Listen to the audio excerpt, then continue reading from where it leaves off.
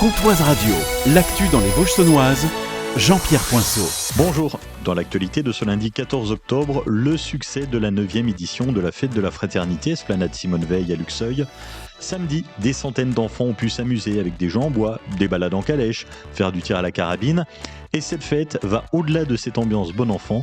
Pascal Mangin, adjointe au maire à la politique de la ville. La fraternité, c'est déjà se rencontrer, se côtoyer, se connaître. L'intérêt de cette mise en place de la fête de la fraternité, c'est de faire cohabiter pour une journée toutes nos associations luxoviennes afin que tout le monde les connaisse, les découvre et que les associations elles-mêmes se découvrent entre elles. Parce que la plupart ne se connaissent pas, donc en fait tout est transversal, donc c'était nécessaire. Donc ça fait la 9e année, ça veut dire que c'est une réussite, que les personnes répondent présentes, on a énormément de monde, on a aussi de l'attractivité pour les enfants et tout ça, c'est la fraternité. Un automobiliste de 27 ans légèrement blessé samedi soir vers 21h à hauteur de Belverne sur la 2x2 voies entre Lure et Ricourt.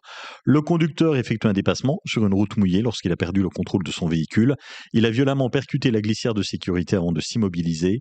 Les pompiers et le SMUR sont intervenus. Le conducteur est originaire de Saint-Loup-sur-Semouse. Légèrement blessé, il a été transporté à l'hôpital Nord-Franche-Comté. Jojoba Décoration, une boutique déco pas comme les autres, vient d'ouvrir à Villers-Sexel, à quelques pas du château. Dedans, des objets personnalisés et des t-shirts dédiés à la ville et surtout des créations uniques. Jordan Demurger, le gérant. Alors nous, on est spécialisé dans le travail du bois. C'est ce qu'on fait depuis 4 ans. Des lampes en bois, des horloges en bois, beaucoup de choses en bois. Et donc on se diversifie aujourd'hui avec de la peinture, avec du métal.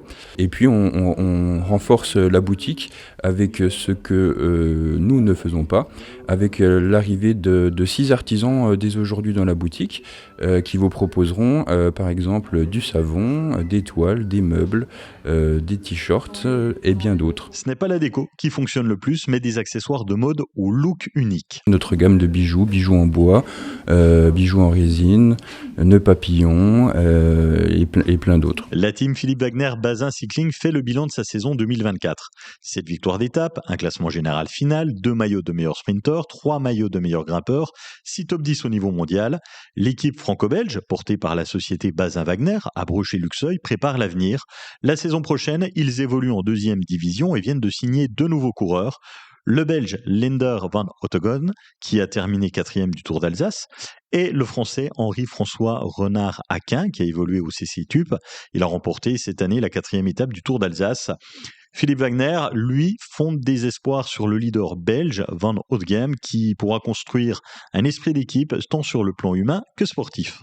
En National 3, une défaite à l'extérieur pour les Luron face à la JA Mèche 29-21. Les joueuses du HBC sont avant-dernières au classement de N3.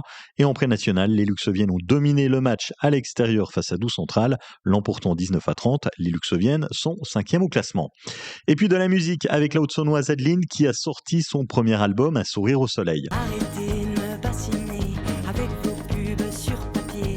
Publicité n'est pas réalité, non, non, non. Un album folk aux sonorités pop. La sortie de cet album est un aboutissement pour la chanteuse. C'est 2 ans et demi de travail, donc on est content d'arriver au bout. C'était hyper intéressant, formateur. Ça encourage justement à toujours aller plus loin, repousser ses limites. Donc comme je l'ai dit il y a pas très longtemps, quand on écrit des chansons, on rit, on pleure, on partage, on s'amuse, on se remet en question. Ça permet de se dévoiler et de toujours repousser ses limites. Dans ces 2 ans de travail, un moment l'a marqué. Quand on a justement fait une campagne de financement participatif sur les plateformes qui s'est avérée concluante jusqu'au bout. Les gens nous ont soutenus et voulaient voir ce projet arriver au bout. Donc quand on voit le soutien des autres autour d'un travail qu'on mène depuis 2 ans dans l'ombre, ça redonne un coup de fouet parce qu'après 2 ans et demi de travail, il y a beaucoup de choses qui se passent dans la tête et comme je disais, la remise en question, c'est permanent et je pense que c'est d'avoir vu le soutien des gens autour et puis après les autres acteurs qui ont participé à l'élaboration de ce projet sur la fin, les voir venir aussi vers nous pour continuer l'aventure avec nous et pousser l'aventure du disque un peu plus haut, voilà, ça, il y a une certaine satisfaction. Place au live et au concert pour la chanteuse originaire de Ronchamp. Le premier concert, ce sera le 1er novembre à 20h à la Filature de Ronchamp. Passez une excellente journée sur Comtoise Radio.